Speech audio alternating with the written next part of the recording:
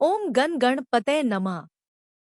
आपका हमारे YouTube channel पर बहुत बहुत स्वागत है। आइए आज हम सुनते हैं वट सावित्री व्रत की कथा। वट सावित्री व्रत जेठ माह की अमावस्या के दिन मनाया जाता है। यह व्रत सावित्री और सत्यवान की कहानी से जुड़ा हुआ है। इस दिन विवाहित महिलाएं अपने पति की लंबी उम्र के लिए व्रत रखती हैं। इस दिन बरगद के पेड़ की पूजा की जाती है तथा बरगद के पेड़ को मोली या रक्षा सूत्र 7, 11 या 21 बार लपेटा जाता है और अपने पति की लंबी आयु, संतान सुख तथा सुख समृद्धि की कामना की जाती है। इस दिन महिलाएं 16 श्रृंगार कर हाथों में मेहंदी लगाकर वट सावित्री का व्रत करती हैं और वट वृक्ष के नीचे बैठकर वहीं पर कथा भी सुनती है। इससे कथा का पुण्य फल ज्यादा मिलता है। इस दिन सुहागन स्त्रियों को सुहाग की सामग्री जैसे चूड़ी, बिंदी, सिंदूर, मेहंदी, वस्त्र आदि का दान किया जाता है। यह अत्यंत शुभ माना जाता है। यह धन, श्रद्धा और सौभाग्य का प्रतीक होता है जिसे प्रेम पूर्वक अर्पित किया जाता है। इससे घर में सुख शांति व प्रेम बना रहता है। तो आइए अब हम सुनते हैं वट सावित्री व्रत की कथा। जय हो विष्णु भगवान की। एक समय की बात है, भद्र देश के एक राजा थे जिनका नाम अश्वपति था। भद्र देश के राजा अश्वपति के कोई संतान नहीं थी, इसलिए वह बहुत ही दुखी रहते थे। उन्होंने संतान प्राप्ति के लिए मंत्र उच्चारण के साथ प्रतिदिन 1,00,000 आहुतियां भी दी। 18 वर्षों तक ऐसे ही क्रम जारी रहा। भद्र देश के राजा अश्वपति की भक्ति और श्रद्धा से प्रसन्न होकर सावित्री देवी ने प्रकट होकर पूछा कि राजन बताओ, तुम्हें क्या चाहिए। तब राजा ने कहा कि मेरे कोई संतान नहीं है। तब सावित्री देवी ने राजा अश्वपति को वरदान दिया कि राजन तुझे एक तेजस्वी कन्या पैदा होगी। इस तरह का आशीर्वाद पाकर राजा अश्वपति बहुत ही खुश हुए। कुछ समय बाद राजा अश्वपति की पत्नी गर्भवती हुई और 9 महीने बाद उनके घर में बहुत ही सुंदर कन्या ने जन्म लिया। सावित्री देवी की कृपा से कन्या के जन्म लेने पर उस कन्या का नाम भी सावित्री रखा गया। कन्या बड़ी ही सुंदर थी। कन्या सावित्री बेहद ही रूपवान और गुणवान थी। वह हर कार्य में निपुण थी। धीरे धीरे सावित्री बड़ी हो गई। बड़ी होने पर उसके पिताजी को सावित्री के विवाह की चिंता हुई और उसके लिए योग्य व सुंदर वर की तलाश करने लगे। परंतु योग्य वर न मिलने के कारण सावित्री के पिता बहुत ही दुखी रहने लगे। एक दिन सावित्री ने अपने पिता से कहा कि पिताजी, आप इतने दुखी क्यों हैं? मुझे बताओ कि क्या बात है।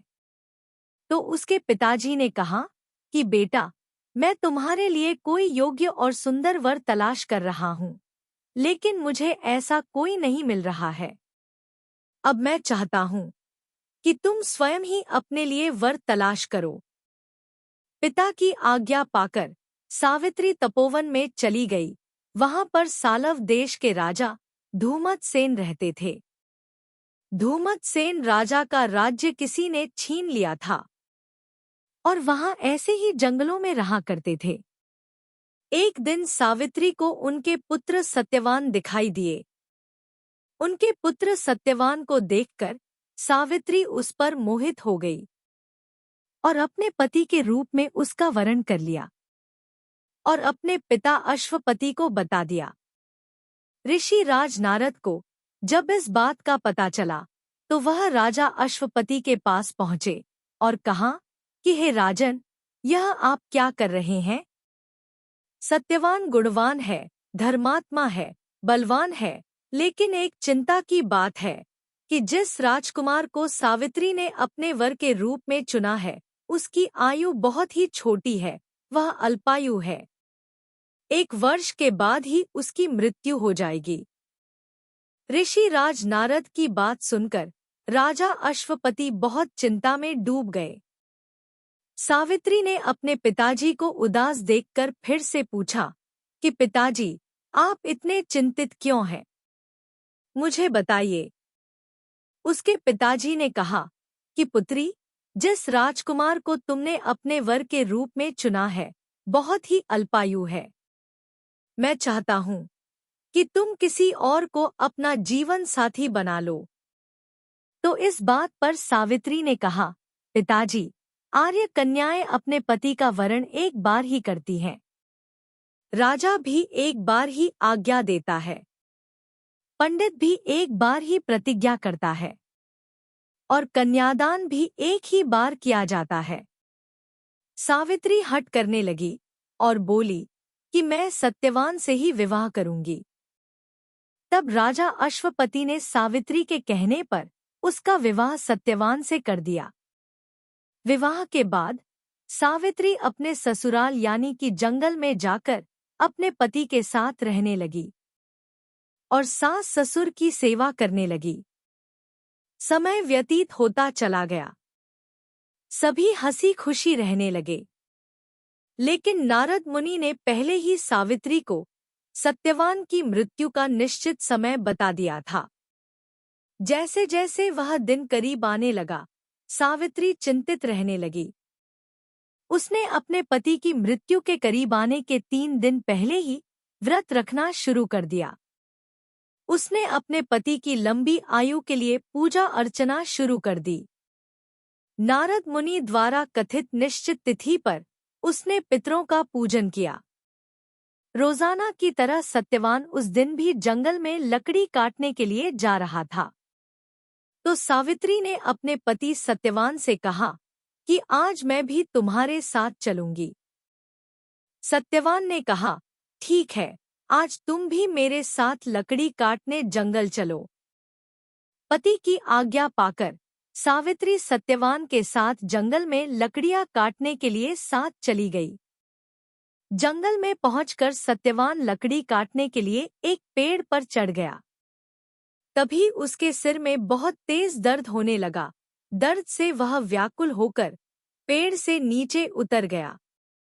तो सावित्री अपना भविष्य समझ गई और उसे लगा कि अब समय आ गया है। उसने अपने पति सत्यवान के सिर को अपनी गोद में रखकर उसके सिर को सहलाने लगी। तभी वहां पर यमराज आते हुए दिखाई दिए। जब यमराज अपने साथ सत्यवान को लेकर जाने लगे, तो सावित्री भी उसके पीछे पीछे चल दी और यमराज से विनती करने लगी कि मेरे पति सत्यवान के प्राण छोड़ दीजिए। और यमराज से कहा कि मेरे सास ससुर अंधे हैं। उनका एकमात्र यही बेटा है। इकलौता सहारा यही है। आप कृपा करके मेरे पति के प्राणों को छोड़ दीजिए। यमराज ने सावित्री को समझाया कि यह विधि का विधान है, मैं इसे टाल नहीं सकता। लेकिन सावित्री नहीं मानी। सावित्री की निष्ठा और पति परायणता को देखकर यमराज ने सावित्री से कहा कि देवी, तुम धन्य हो। तुम मुझसे कोई वरदान मांग सकती हो, मैं तुम्हें 3 वरदान देता हूँ। तो सावित्री ने कहा कि मेरे सास ससुर वनवासी और अंधे हैं, आप उन्हें नेत्र ज्योति प्रदान करें। तो यमराज ने कहा कि ऐसा ही होगा, अब तुम लौट जाओ। लेकिन सावित्री तो अपने पति सत्यवान के पीछे पीछे चलती रही। यमराज ने देखा तो सावित्री से कहा, तुम वापस चली जाओ। सावित्री ने कहा कि हे प्रभु, मुझे अपने पतिदेव के पीछे पीछे चलने में कोई परेशानी नहीं है। पति के पीछे पीछे चलना मेरा कर्तव्य है। यह सुनकर यमराज ने कहा कि अब तुम दूसरा वरदान मांगो और फिर वापस चली जाना। तब सावित्री ने कहा कि मेरे सास ससुर का राज्य छिन गया है, आप कृपा करके उनका राज्य वापस दिला दें। यमराज ने सावित्री को यह वरदान भी दे दिया। और कहा कि अब तुम लौट जाओ, लेकिन सावित्री फिर भी पीछे पीछे चलती रही। तब यमराज ने सावित्री को तीसरा वरदान मांगने को कहा और बोला कि वरदान मांगने के बाद तुम्हें वापस जाना ही होगा। तो सावित्री ने कहा, ठीक है। इस बार सावित्री ने 100 संतानों और सौभाग्य का वरदान मांगा। यमराज ने इस बार भी वरदान सावित्री को दे दिया। और जैसे ही यमराज सत्यवान के प्राणों को लेकर चलने लगे, तो सावित्री उसके पीछे पीछे चलने लगी। तो यमराज ने कहा कि अब तुम्हारा पीछे पीछे आने का क्या कारण है? अब तो मैं तुम्हें तीनों वरदान दे चुका हूं। अब तुम वापस चली जाओ। तो सावित्री ने यमराज से कहा कि हे प्रभु, मैं एक पतिव्रता पत्नी हूं और आपने अभी अभी मुझे पुत्रवती होने का आशीर्वाद दिया है। अगर आप मेरे पति के प्राणों को ले जाएंगे तो मैं अपने 100 पुत्रों को जन्म कैसे दूंगी? यह सुनकर यमराज को सत्यवान के प्राण छोड़ने पड़े और यमराज जी वहां से अंतर्धान हो गए और सावित्री उसी वट वृक्ष के पास आ गई जहां उसके पति का मृत शरीर पड़ा था। देखते ही देखते सत्यवान जीवित हो गया और उठकर बैठ गया। दोनों बैठकर कुछ देर बातें करते रहे, फिर दोनों खुशी खुशी अपने राज्य की ओर चल दिए। घर पहुंचकर माता पिता को देखा तो उनको नेत्र ज्योति प्राप्त हो चुकी थी और साथ ही उनका खोया हुआ राज्य भी मिल गया था। इस प्रकार सावित्री और सत्यवान हंसी खुशी रहने लगे, सुखपूर्वक अपना जीवन बिताने लगे और लंबे समय तक अपने समस्त सुखों का भोग करते हुए बैकुंठ धाम को प्राप्त हुए। इसलिए प्रत्येक सुहागन महिला को वट सावित्री व्रत अवश्य करना चाहिए। साथ ही कथा भी अवश्य सुननी चाहिए। जिस तरह से वटवृक्ष की आयु लंबी होती है, इसी तरह से वट सावित्री व्रत करने से पति की आयु लंबी होती है तथा अखंड सौभाग्य का आशीर्वाद मिलता है और घर में सुख शांति बनी रहती है। जय हो विष्णु भगवान की, जय हो धर्मराज की। आइए अब हम सुनते हैं सोना धोबिन की कथा। कांचीपुर नगर में देव स्वामी नाम का एक ब्राह्मण रहता था। उसकी पत्नी का नाम धनवती और पुत्री का नाम गुणवती था। उसके 7 पुत्र थे। देव स्वामी ने अपने 7 पुत्रों का विवाह कर दिया। इसके पश्चात अपनी पुत्री के विवाह के लिए योग्यवर की तलाश हेतु उसने अपने बड़े लड़के को बाहर दूसरे देश भेज दिया। इधर देव स्वामी ने भी अपनी पुत्री गुणवती की कुंडली एक ज्योतिषी को दिखाई। ज्योतिषी ने गुणवती की कुंडली देखकर कहा कि ब्राह्मण देवता, आपकी पुत्री की कुंडली में तो दुर्भाग्य लिखा है। आपकी पुत्री की कुंडली में विवाह का योग ही नहीं है। यदि इसका विवाह हुआ भी तो सप्तपदी होते होते ही आपकी कन्या विधवा हो जाएगी।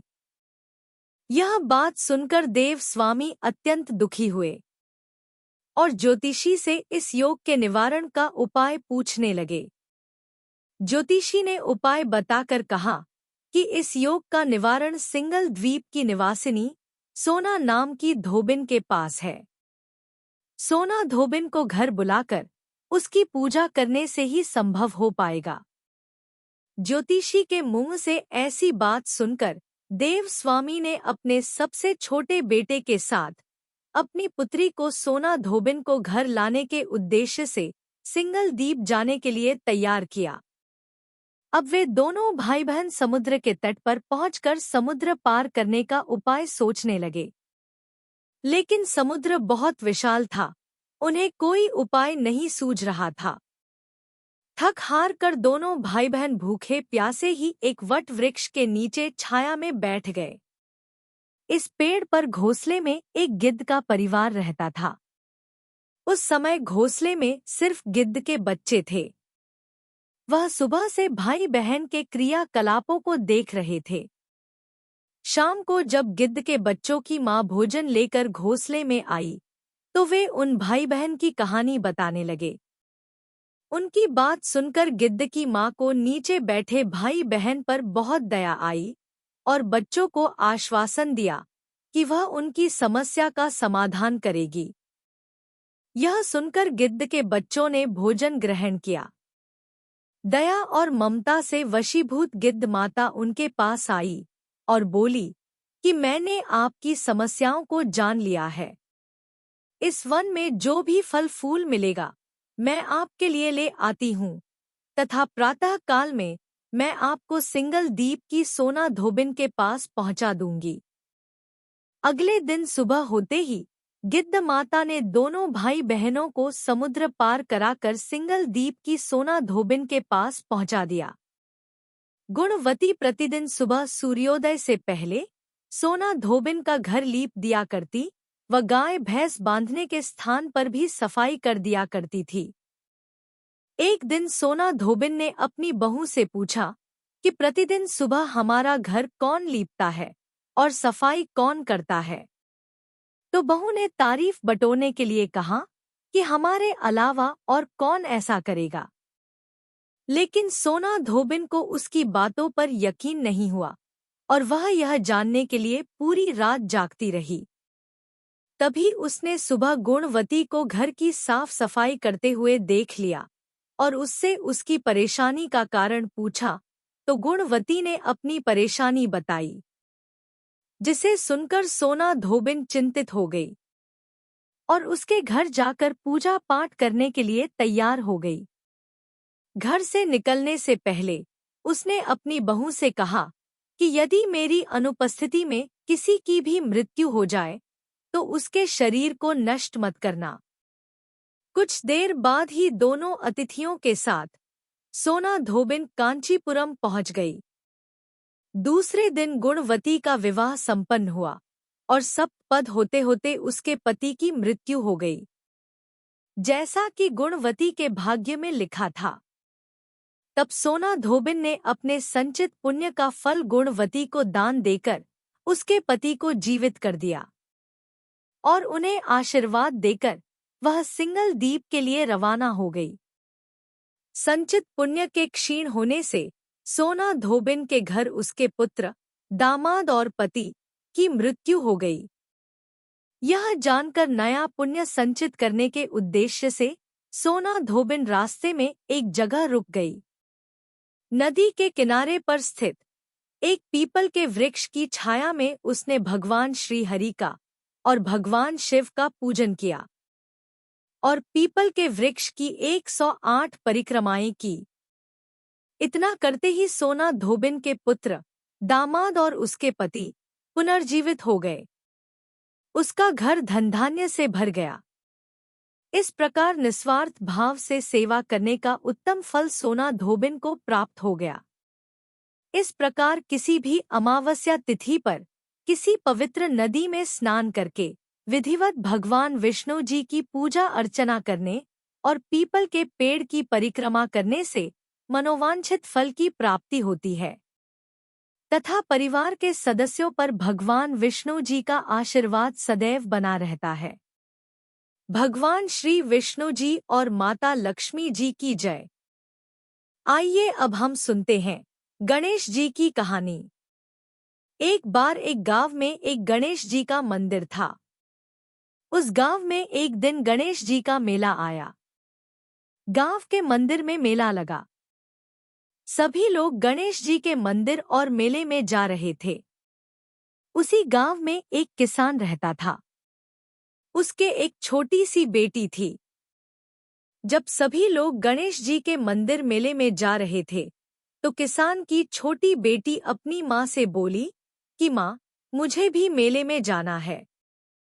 सभी लोग गणेश जी के मेले में जा रहे हैं तो उसकी माँ बोली, वहाँ मेले में बहुत भीड़ रहेगी, तू भीड़ में दब जाएगी, तू भीड़ में खो जाएगी, इसलिए तू मेले में मत जा।